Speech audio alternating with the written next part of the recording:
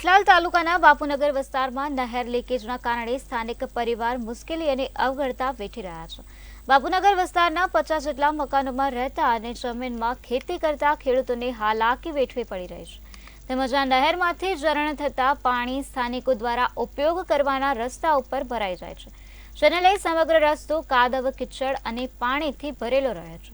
સ્થાનિકો દ્વારા અનેક વખત લેખિત અને મૌખિક રજૂઆતો કરવામાં આવે છે, પરંતુ આ મામલે કોઈ કાર્યવાહી કરવામાં આવી નથી। અને અમારી જમીન લગભગ 1000-1200 વીઘો આવેલી છે।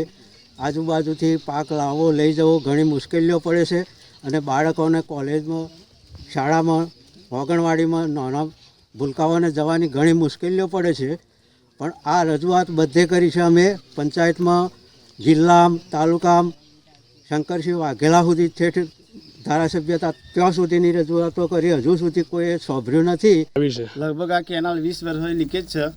અમે ધારાસભ્ય પહેલાં હતા એમને રજૂઆત કરી હતી, પછી ગ્રામ પંચાયતમાં અને દરેક જગ્યાએ અમે સિંચાઈ વિભાગમાં બધા રજૂઆત કરેલી જ છે, પણ હજુ એનો નિકાલ આવતો નથી।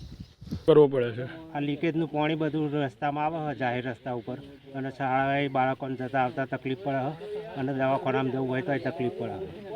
મારે પોતાને ઘેરથી લખો થઈ ગયેલો છે, દવાખાનામાં લઈ જા તેડીને લઈ જવી પડી, ખાટલામાં લઈ ગયા। આવી તકલીફો પડે આ રસ્તાનો કોઈ। અમારી નહેર લગભગ 20 વર્ષથી નહેર લીક છે।